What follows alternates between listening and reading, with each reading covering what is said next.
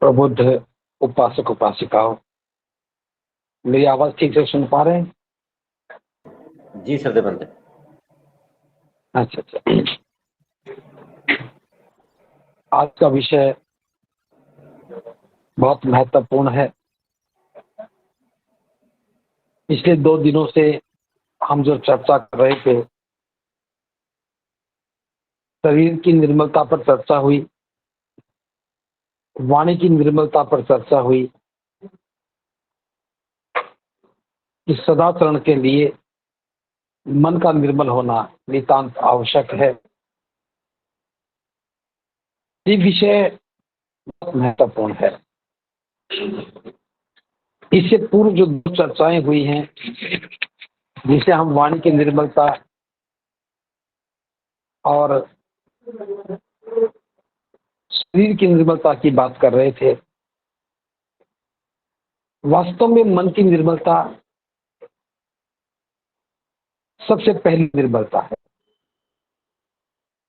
क्योंकि अगर हम शरीर की निर्मलता की बात करते हैं तो शरीर के जो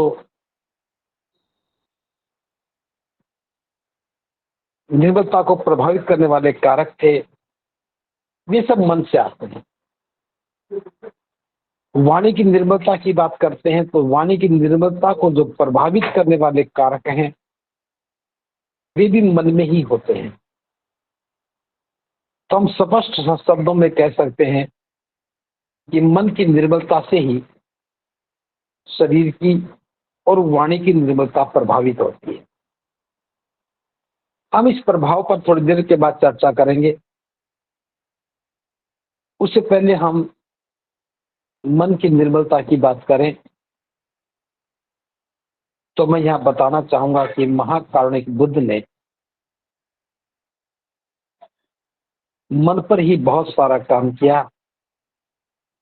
धम्मपद जो बौद्धों के लिए एक महत्वपूर्ण ग्रंथ है, पवित्र पुस्तक है, उसका जो पहला पद है, यमक वग्गों का जो पहला पद है, वो मन से ही है। मनोपुपमा धम्मा मनो सेथा मनोमया मनसा च पदुथेन भासती वह करोति वह ततो नंग दुख मनवेति चक्रंग वह तो पद। इसका हिंदी में अर्थ है कि दुनिया में जितने भी काम हुए हैं, वे सब मन से हुए हैं। मन बड़ा सुंदर है, मन मनोमय है।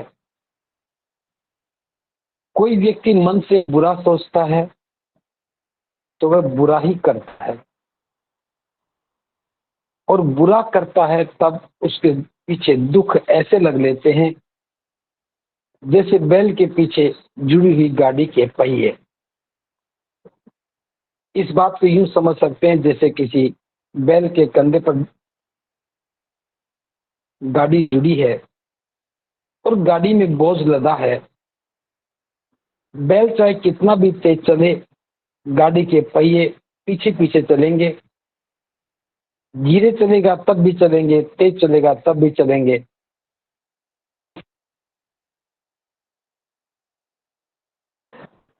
इसलिए जो व्यक्ति मन से बुरा सोचता है, बुरा बोलता है, बुरा करता है, तब उसके पीछे दुख ऐसे लग लेते हैं जैसे बैल के पीछे जुड़ी हुई गाड़ी के पहिए। तो दुख कहां से आए? मन में बुरा सोचने से। बुरा सोचने से बुरे शब्द बने। वे शब्द बोलते समय बाहर निकले।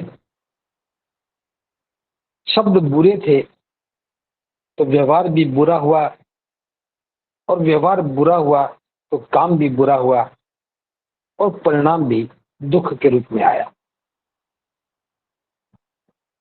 दूसरा पद है मनोपमा धम्मा मनो सेथा मनोमया मनसा च पश्येन भासती वाह करोति वाह ततो न सुख मनवेति छाया च अन पाए। जो व्यक्ति मन से अच्छा सोचता है, वाह करोति वाह, और वह अच्छा ही करता है, तो सुख उसके पीछे ऐसे लग लेते हैं जैसे हमारे पीछे चलने वाली हमारी परछाई। व्यक्ति चाहे कहीं चला जाए, कितना दूर चला जाए, उसकी परछाई हमेशा साथ बनी रहती है। ऐसे ही जो व्यक्ति अच्छा सोचता है, अच्छा बोलता है, अच्छा करता है, तो उसके जीवन में सुख भी उसके साथ ऐसे ही हो लेते हैं। तो जीवन में जो भी कुछ,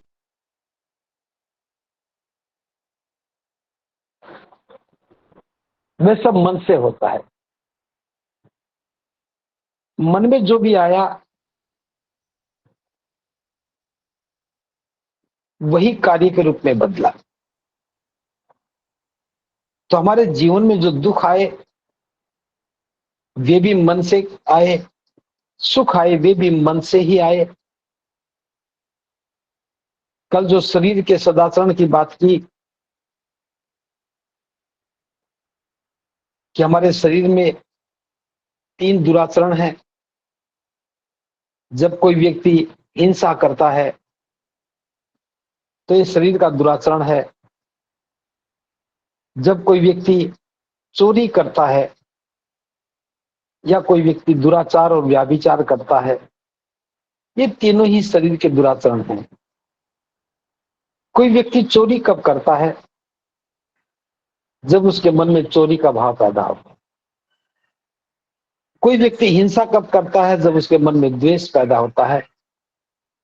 और कोई व्यक्ति दुराचार कब करता है? जब उसके मन में वासनाएं उत्पन्न होती हैं। जो शरीर के जो दुराचरण हैं उनका केंद्र मन है। ऐसे ही अगर वाणी की बात करें, कोई व्यक्ति झूठ बोलता है तो ये वाणी का दुराचरण है। दूसरे की चुगली और निंदा करता है, ये भी वाणी का दुराचरण है। किसी को कटु बोलता है, कठोर बोलता है। और चौथा, बिना हुई बातों को बढ़ा चढ़ा करके कहता है। ये चारों वाणी के दुराचरण हैं। तो वाणी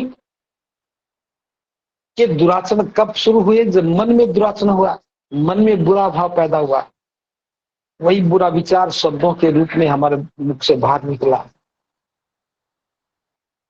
मन में चोरी का भाव पैदा हुआ तो हमने झूठ बोला। मन में लोभ पैदा हुआ तब झूठ बोला। मन में द्वेष पैदा हुआ तो कठोर बोला। मन में किसी के बारे में गलत प्रतिस्पर्धा पैदा हुई तो हमने उसकी चुगली और निंदा करना शुरू किया। जब हमें बिना कुछ करे जाना पाने की चाहत पैदा हुई तब हमने बातों को बढ़ा चढ़ा करके कहना शुरू किया। ये वाणी के दुराचरण है। लेकिन इसका केंद्र कहाँ है? इसका केंद्र भी हमारा मन है। तो सदाचरण के लिए, श्रेष्ठ आचरण के लिए मन का निर्मल होना नितांत आवश्यक है। तो आज हम बात मन पर ही करेंगे, इसलिए विषय बहुत महत्वपूर्ण है। थोड़े से समय में मन पर बहुत सारी बात करना संभव नहीं है, क्योंकि पहले 2 विषय जिन पर हम चर्चा कर चुके हैं, ये दोनों विषय मन की निर्मलता से जुड़े हैं, मन के दुराचरण से जुड़े हैं। अगर वाणी का दुराचरण है तो वो मन से हुआ है, शरीर का दुराचरण है तो मन से हुआ है, और मन में भी कोई दुराचरण है तो वो भी मन से हुआ है। अब मन के दुराचरण मन से कैसे हैं, हम आज इसी विषय पर बात करेंगे कि मन की निर्मलता के लिए जरूरी है कि हम मन को निर्मल बनाएं और मन को सदाचरण का अभ्यास करवाएं। ये कौन सी बातें हैं जो मन के सदाचरण को प्रभावित करती हैं, जो मन की निर्मलता को प्रभावित करती हैं? अगर हम उसकी बात करते हैं तो सबसे पहले, जब भी कभी हमारे मन में लोभ जागृत होता है, हमारे मन को लगता है कि मुझे अमुक वस्तु मिलनी चाहिए, जो हमारे पास नहीं है, किसी और के घर में रखी है और हमारे मन को भाने लगी। मन में विचार आया, ये वस्तु बहुत मूल्यवान है, मेरे पास इसका अभाव है, बस ये मुझे मिल जाए। अब मिलने की कोई संभावना नहीं, लेकिन मन कहता है कि ये वस्तु मेरी होनी चाहिए, ये वस्तु मेरी होनी चाहिए।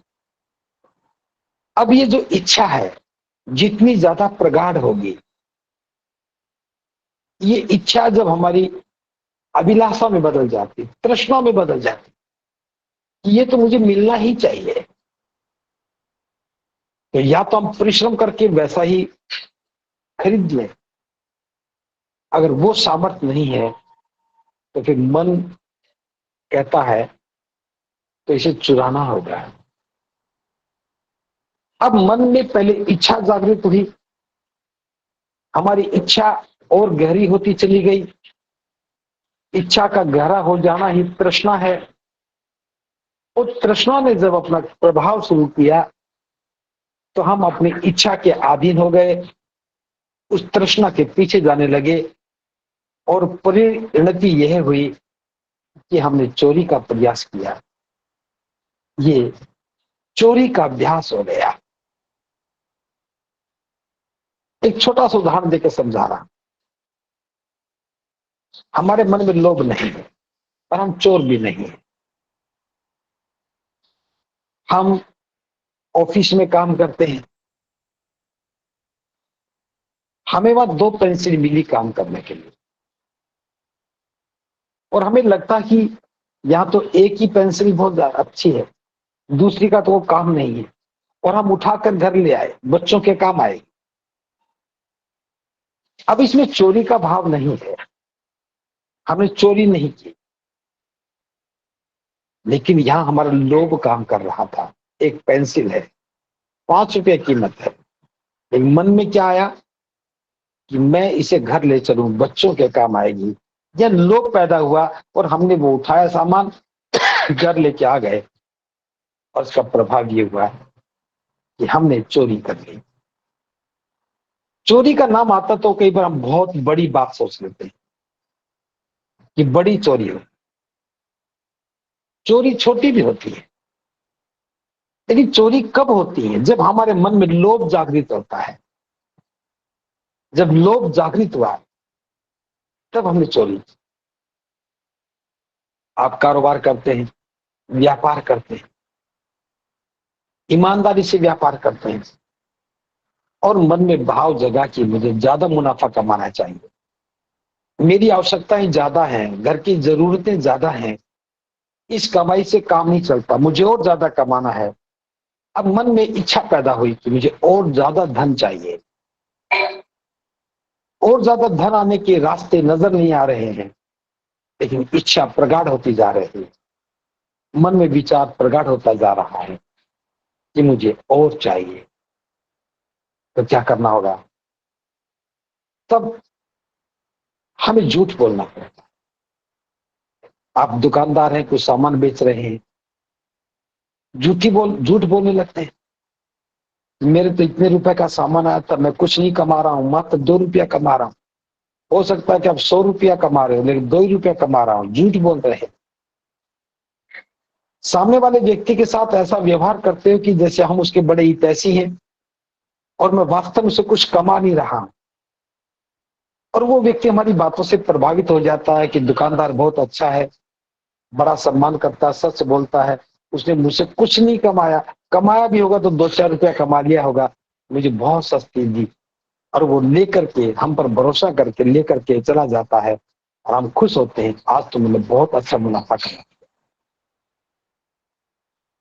अब जो मन में लोभ पैदा हुआ, उस लोभ की पूर्ति में हमने झूठ बोला, वाणी की निर्मलता प्रभावित हो गई और उससे ज्यादा पैसे ले लिए, एक चोरी हो गई। एक साथ सदासन में 2 बातें हमारी टूट गई। मन में लोभ जगा तो मन की निर्मलता टूटी, मन में लोभ जागृत होने से वाणी ने झूठ बोला, वाणी की निर्मलता टूट गई, और हमने उससे ज्यादा पैसे ले लिए तो उसकी चोरी हो गई, इस शरीर की निर्मलता टूट गई। तो इस बात को समझिए, लोभ कहां पैदा हुआ?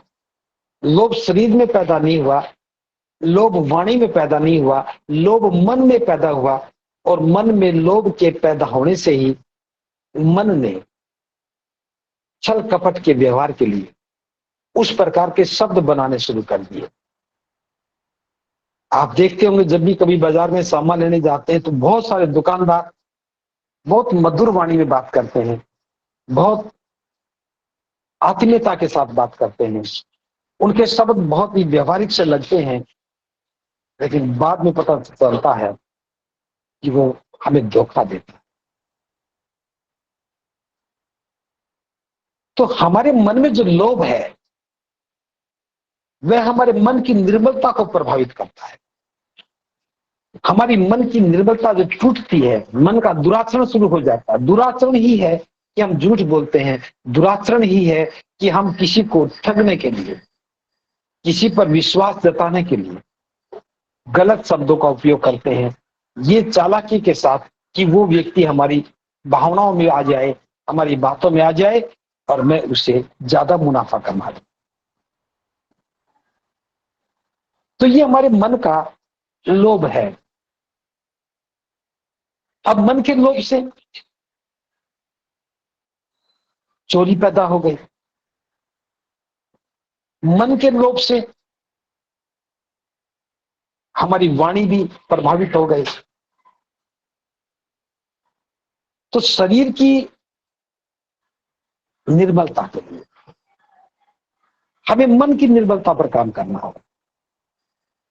वाणी की निर्मलता के लिए मन पर काम करना होगा और मन को इस प्रकार से तैयार करना होगा कि किसी भी रूप में मन में लोभ पैदा ना हो जाए। अब जब मन में लोभ पैदा होता है, तृष्णा पैदा होती है। तृष्णा का अगला स्वरूप ही वासना है। और वासना जब पैदा होती है तो व्यक्ति उसके बारे में सोचने लगता है, उसकी पूर्ति के प्रयास करने लगता है। अब वासना की पूर्ति के प्रयास करने से उसी प्रकार का मन निर्मित होने लगता है। मन उसी प्रकार का सोचने लगता है तो उसी प्रकार के शब्द बनने लगते हैं। तो वहां किसी को धोखा देना, किसी को जाल में फंसाना शुरू हो गया और व्यक्ति दुराचार के रास्ते पर चलने लगता है। तब शरीर की भी निर्मलता टूट जाती है, व्याभिचार शुरू हो गया। छल कपट के शब्द हैं जो मित्रता का आवरण में ढक करके बात करते हैं। तो वाणी की निर्मलता भी टूट गई। तो वाणी की निर्मलता टूट गई, शरीर का सदाचरण टूट गया और मन की निर्मलता भी टूट गई। तो लोभ हमारे मन में मोह पैदा करता है, तृष्णा पैदा करता है, तृष्णा से वासना पैदा करता है। तो ये मन की निर्मलता समाप्त होती है लोभ से, तृष्णा से, वासना से, इच्छाओं के पीछे भागने से। बुद्ध कहते हैं कि जब कोई व्यक्ति इच्छाओं के पीछे भागता है तो वह पतन की ओर ही जाता है। इच्छाओं को हम सीमित दायरे में नहीं देख सकते। इच्छाओं के पीछे दौड़ने वाला व्यक्ति, तृष्णा के पीछे दौड़ने वाला व्यक्ति जीवन में कभी सुखी नहीं रहता है। एक इच्छा पूरी होती है तो दूसरी पैदा हो जाती है, दूसरी इच्छा पूरी करता तो तीसरी इच्छा पैदा होती है। एक इच्छा का पैदा हो जाना दूसरी इच्छा को स्वतः ही जन्म दे देता है। इसलिए तृष्णा कभी पूरी नहीं होती। ये भोग विलास का मार्ग है। हम जितना भोगते जाते हैं उतना ही भाव और भोगने का बनता जाता है। जैसे एक शराबी व्यक्ति है, वो तय करता कि मुझे आज एक ही पैग पीना है, आज तय कर लिया। उसने शराब को पिया, मन में भाव था पी लूं, तो शराब पीते ही नशा शुरू हो गया। नशा शुरू होते ही उसकी जो सच थी वो झूठ में बदलने लगती है, उसकी इच्छाएं और जागृत होती हैं। फिर वो कहता चलो एक नहीं आज तो 2 पी लेता, फिर 2 नहीं आज तो पूरी बोतल ही पी लेता, आज पीऊंगा कल छोड़ दूंगा। ये तृष्णा है। इच्छा की पूर्ति कब तृष्णा में बदल गई और तृष्णा किस प्रकार से हमारे जीवन के सदाचल को तोड़ देती है, हमें एहसास भी नहीं होता। हम दूसरों की कमियों को देखते रहते हैं, अपनी कमियों को अक्सर भूल जाते हैं। तो थोड़ा सा भी लोभ मन में जलता है, उस लोभ के लिए हम काम करने लगते हैं, उस लोभ की पूर्ति के बारे में सोचते हैं, तो मन को सहारा मिल जाता है और नई योजना बनाने लगता है। अपने लोभ की पूर्ति के लिए एक नया लोभ पैदा करता है, नए शब्द घड़ने लगता है और इस प्रकार से नए अवसरों की तलाश करते हुए, इच्छाओं के पीछे भागते हुए हम मन के की निर्मलता को समाप्त करने के बाद हम वाणी और शरीर की निर्मलता को भी खंडित कर देते हैं। तो ये बात ठीक से समझ में आने वाली है कि मन में लोभ जागृत हुआ, मन में लोभ पैदा हुआ, तो हम वाणी और शरीर की निर्मलता को नहीं बचा सकते। अगर वाणी और शरीर की निर्मलता को बचाना है, चोरी के भाव से बचना है, ठगी के व्यवहार से बचना है, झूठ बोलने से बचना है, तो फिर हमें मन को मजबूत करना होगा। मन कैसे मजबूत होगा, इस पर मैं बात थोड़ी देर के बाद करूं। मन की मजबूती के बाद ही हम लोभ से बच सकते हैं। मन का जो दूसरा बुरा चरण है वह ईर्ष्या है। जब हम किसी के प्रति ईर्ष्यालु होते हैं, किसी की प्रगति को देख करके हम दुखी होते हैं। कोई व्यक्ति अपने जीवन काल में प्रगति करता है और हमें दुख होने लगता है, इसका अर्थ है कि हम ईर्ष्यालु हैं। किसी को आगे बढ़ते देख करके हमारे मन में घृणा का भाव पैदा होता है, हम ईर्ष्यालु हैं।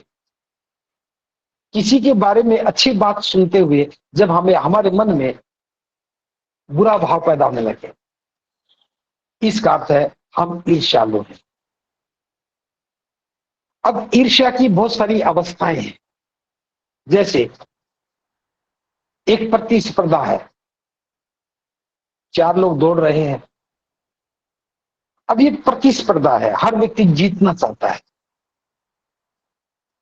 अब जीतने के लिए उसे अपना खुद का सामर्थ्य चाहिए, इसलिए वो अभ्यास करता, मैं तेज दौड़ूं, मुझे दौड़ जीतनी है। और निश्चित रूप से ऐसा करने वाला व्यक्ति जीत जाता है। एक दूसरा व्यक्ति ये सोचता कि उसे नहीं जीतना चाहिए, मैं भले ही आज जीतू ना जीतू, बस वो ना जीते। अब वो नहीं जीतना चाहिए, ये तो उसके प्रयासों पर निर्भर करता है, लेकिन वो नहीं जीतना चाहिए, मैं भले ही हार जाऊं, तो हम पहले खुद हार गए। ईर्ष्या हमारे मन में है।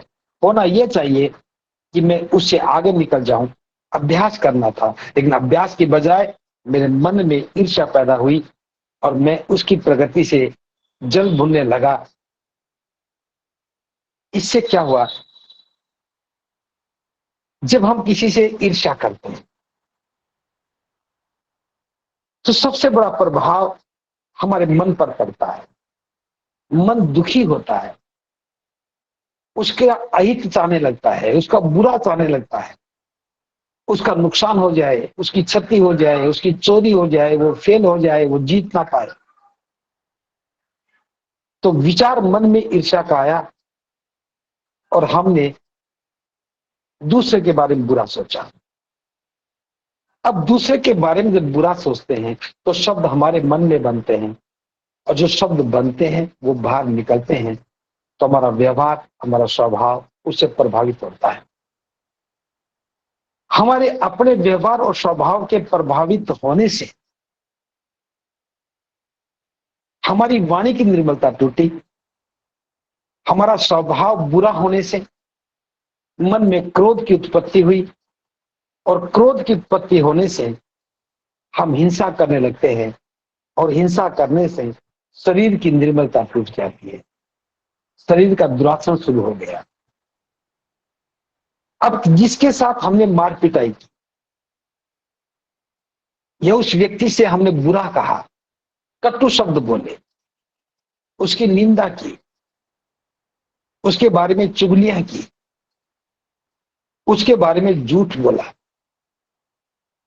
तो विचार हमारे मन में आया, मन में ईर्ष्या का भाव पैदा हुआ, तो वाणी भी प्रभावित हो गई, व्यवहार भी प्रभावित हो गया, स्वभाव भी प्रभावित हो गया और वाणी की निर्मलता के साथ हिंसा का जन्म हो गया।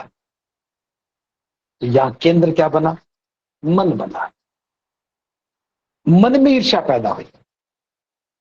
अब ईर्ष्या तक की बात नहीं रुकती। जब किसी से हम लगातार ईर्ष्या करते हैं, जब किसी के बारे में हम लगातार बुरा सोचते हैं, तो वो ईर्ष्या गहराई में चली जाती है, हमारे मन के अंतःकरण में चली जाती है और वो घृणा में बदल जाती है। जो ही ईर्ष्या घृणा में बदलती है तो उसका प्रभाव हमारी विचार पर होता है, हम उसके बारे में और बुरा सोचने लगते हैं। ईर्ष्या तो प्रतिस्पर्धा करती कि वो ना जीते मैं जीत जाऊं, ईर्ष्या से प्रतिस्पर्धा पैदा हुई। लेकिन जब वो ईर्ष्या घृणा में बदल गई तब हम चाहते हैं कि उस व्यक्ति की क्षति हो जाए, उसका नुकसान हो जाए। और ये घृणा जो है हमारे मन में बुरी योजनाओं को जन्म देता है, जिसका दूसरा स्वरूप षड्यंत्र होता है। हम उसको नुकसान पहुंचाने के लिए योजनाएं बनाने लगते हैं, ये घृणा का ही स्वरूप है। और बनाने की जब योजना बनाते हैं तो हमारा विचार प्रभावित होता है, हमारी वाणी प्रभावित होती है और जब उसको हम क्षति पहुंचाने का प्रयास करते हैं तो हिंसा जन्म लेती है। तो ईर्ष्या हमारे मन में थी और वो घृणा में बदल गई और घृणा ईर्ष्या की तुलना में बहुत ज्यादा घातक है। अब यह केंद्र क्या बना? मन बना। अब जब हम ईर्ष्या को जगह देते हैं तो ईर्ष्या का घृणा में बदल जाना ऐसा ही है जैसा लोभ का तृष्णा में बदल जाना। और घृणा जब भी पैदा होती है तो जिस व्यक्ति के मन में घृणा पैदा हो, इस बात को इस ढंग से समझा जा सकता है जैसे मेरे मन में किसी के प्रति घृणा पैदा हुई। अब मैं जिससे घृणा करता हूं वो व्यक्ति दूर बैठा है, उसके मन में कुछ है या नहीं, वो मेरी घृणा से प्रभावित नहीं हो रहा, लेकिन मैं प्रभावित हो रहा हूं क्योंकि मेरे मन में घृणा है। तो मैं बुरा सोचने लगता हूं तो भी मैं ही प्रभावित हो रहा हूं। जब मैं बुरा सोचता हूं तो मेरे मन में बुरे विचार आते हैं तो मैं प्रभावित हो रहा हूं। मेरे मन में बुरे विचार आए तो उन विचारों को व्यक्त करता हूं तो मेरा स्वभाव भी बुरा हो जाता है तो मैं प्रभावित हुआ। और जब वो विचार व्यवहार में उतरता है तब हिंसा को जन्म हुआ तो भी मैं प्रभावित होता। हम बहाना किसी और का बना रहे हैं, हम दोष किसी और को दे रहे हैं, लेकिन वास्तव में केंद्र हमारा अपना मन है।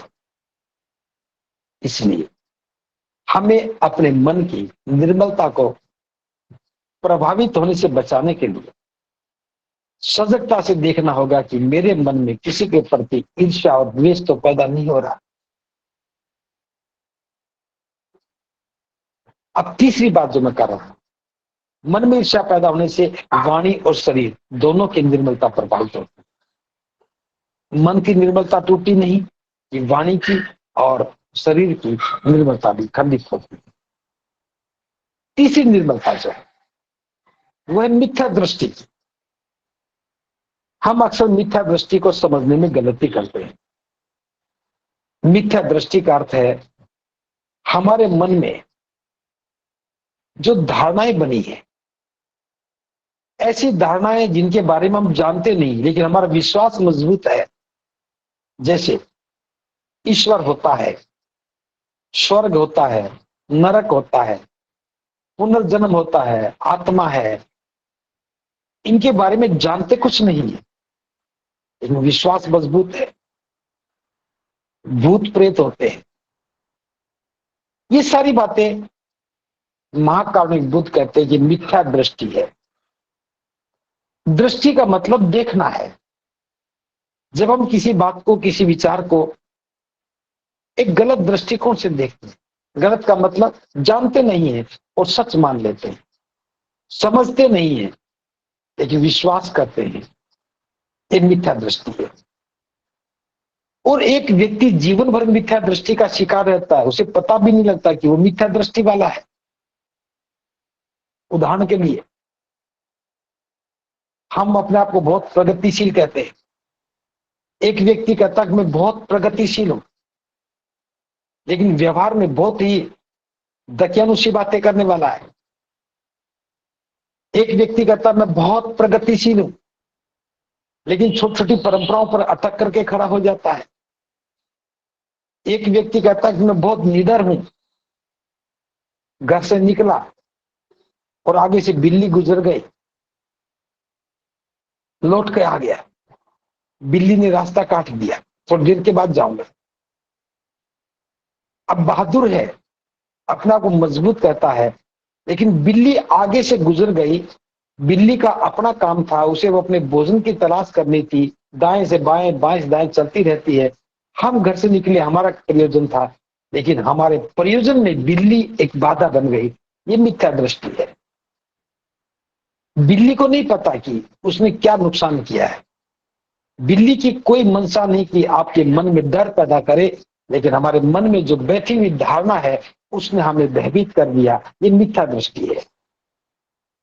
घर से बाहर निकले तो कुत्ते ने कान फड़फड़ा दिए, कुत्ते का कान फड़फड़ाना अपशकुन मान लिया। कुत्ता अपना काम कर रहा है, अपने कान पर बैठी हुई मक्खी को भगा रहा है और हम डर जाते हैं। मिथ्या दृष्टि है। रात को बुरा सौपन आया और दिन में भयभीत हो रहे, हम जानते कि वो सौपन था, रात को आया। अब रात को सौपन आया और दिन में दुखी हो रहे हैं, ये मिथ्या दृष्टि है।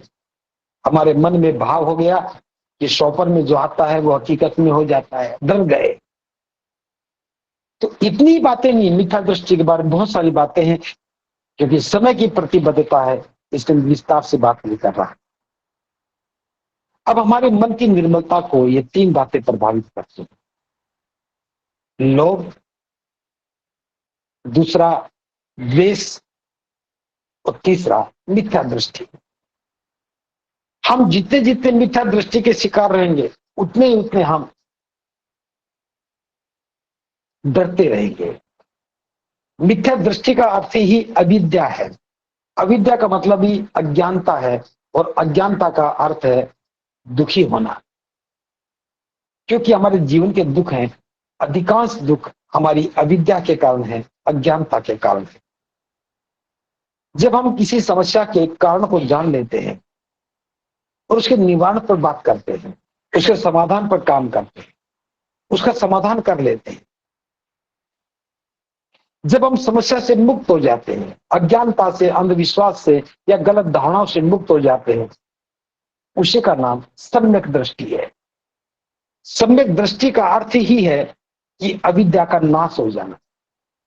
और जब हम अपनी अविद्या की बेड़ियों को काटते हैं, अज्ञानता से मुक्त हो जाते हैं, गलत धारणाओं से मुक्त हो जाते हैं, तब हम प्रशिक्षित होते हैं, क्योंकि डर से मुक्त हो जाना है। और जब मन प्रशिक्षित है तो उस क्षण बुद्धि निर्मल हो जाती है, और बुद्धि का निर्मल हो जाना ही प्रज्ञा है।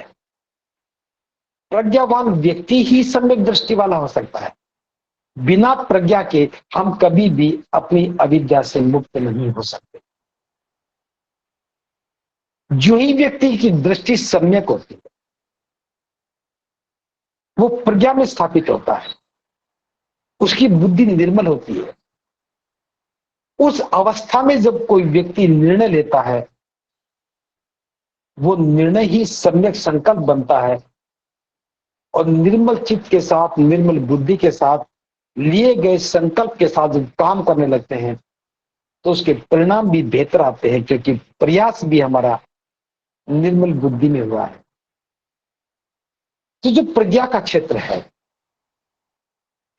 ये चित्त की निर्मलता का क्षेत्र है, अविद्या के नाश करने का मार्ग है।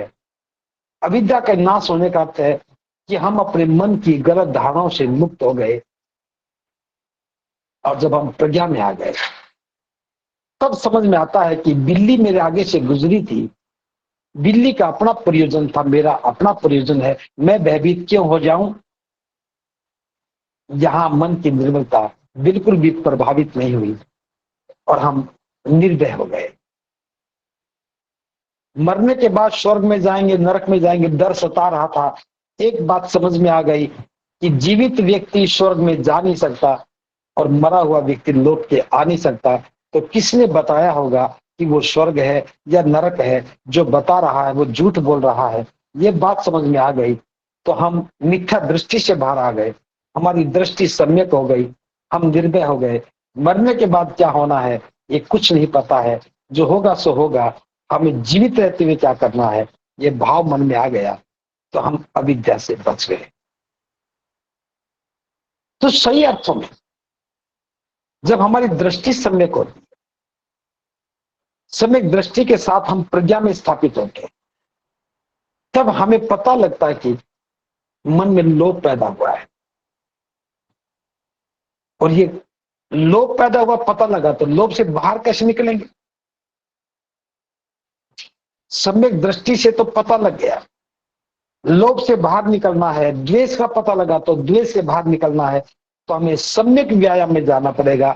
यूं कहें कि हमें अष्टांगिक मार्ग को समझते हुए प्रज्ञाशील और समाधि तक जाने के लिए हमें समाधि में जाना होगा, और वहां जाकर के सम्यक व्यायाम, जिसे हम शारीरिक व्यायाम नहीं मानसिक व्यायाम की बात करते हैं, ध्यान साधना के माध्यम से आनापान सती का अभ्यास करते हुए मन को एकाग्र करके जब हम संवेदनाओं को देखने लगते हैं, और संवेदनाओं को देखते देखते जब मन हमारा भोक्ता भाव से दृष्टा भाव में आता है, और दृष्टा भाव से जब हम देखने लगते हैं तो मन में समता जागृत होती है, और जब मन में समता पैदा होती है तो समता ही आगे बढ़ करके दया, करुणा और मैत्री में रूपांतरित होती है। ये दया, करुणा, मैत्री जब हमारे मन में आती है तब मन में पैदा हुआ लोभ और मन में पैदा हुई ईर्ष्या स्वतः ही नष्ट होने लगती हैं, क्योंकि ये मन का एक स्वभाव है। जब हम अपने विकारों को देखते हैं तो विकार नष्ट होने लगते हैं। बस उसके लिए एक ही आवश्यकता है कि हमारा मन इतना सजग हो जाए, हमारा मन इतना निर्मल हो जाए कि उसमें पनपा हुआ एक एक विकार भी हमारी समझ में आने लगे। और ये सब एक व्यायाम का अभ्यास करने से, ध्यान साधना में लगातार पारंगत होने से हम अपने मन के विकारों को देखते हैं। मन के विकार जिसमें लोभ है, लोभ के साथ तृष्णा है, तृष्णा के साथ वासना है, जो दिखने लगती है तो हमारा मन उससे मुक्त होने का प्रयास शुरू करता है। ये प्रयास ध्यान साधना के माध्यम से, सम्यक व्यायाम के माध्यम से हम अपने विकारों को नष्ट करते हैं। सम्यक व्यायाम में 4 चरण होते हैं। पहला चरण है जो बुरी बातें मन में है उनको बाहर निकालना। दूसरा है जो बुरी बातें जहां से पैदा होती है उनसे मुक्त होना। तीसरा है अच्छे विचारों का आगमन होना, और चौथा है जो अच्छे विचार है उनका संवर्धन करना। तो इस प्रकार से हम समाधि में प्रवेश करते हैं, सम्यक व्यायाम का अभ्यास करते हैं, आगे चल करके सम्यक स्मृति में प्रवेश करते हैं, जागरूक हो जाते हैं, और समाधि में पहुंचते हुए बाधाओं को पार करते हैं। तब हमारा चित्त निर्मल होता है, और उस समय हम अपने विकारों को, लोभ को, द्वेष को, ईर्ष्या को, राग को, इससे मुक्त हो जाते हैं, और वो चित्त की निर्मलता है। तो चित्त की निर्मलता होने से हमारे मन के विकार दूर होते हैं। मन के विकार दूर होने से हमारी वाणी और हमारा शरीर का सदाचरण बनता है, और मन और वाणी के सदाचरण बनने से हमारा चित्त भी निर्मल है, वाणी भी निर्मल है, और शरीर भी निर्मल है। तो चित्त की निर्मलता, मन की निर्मलता, सभी निर्मलताओं के लिए नितांत आवश्यक है। तो हमें ज्यादा से ज्यादा प्रयास करके अपने मन को समझने का काम करना चाहिए और मन की निर्मलता के लिए ध्यान साधना को सीखना चाहिए और ध्यान के माध्यम से हम अपनी अविद्या को नष्ट करें, मिथ्या दृष्टि से मुक्त हो जाएं, सम्यक दृष्टि पैदा करके हम प्रज्ञा में स्थापित हो जाएं, शीलों का पालन करते हुए सम्यक समाधि का अभ्यास करें। इसी से हमारे निब्बान का द्वार खुलेगा। इसलिए सदाचरण ही सभी आचरणों का मूल है। इस मूल के पीछे हमारा मन है। मन की निर्मलता से ही वाणी की निर्मलता और मन की निर्मलता से ही शरीर की निर्मलता बनती है। इन्हीं शब्दों के साथ मैं अपनी वाणी को यही विराम दे रहा हूं। समय सीमा में रह करके मैंने बात को रखने की कोशिश की है। शेष कभी फिर अगली चर्चा में बातें करेंगे। इसी के साथ आप सबका मंगल। भगवत सेवा। भगवत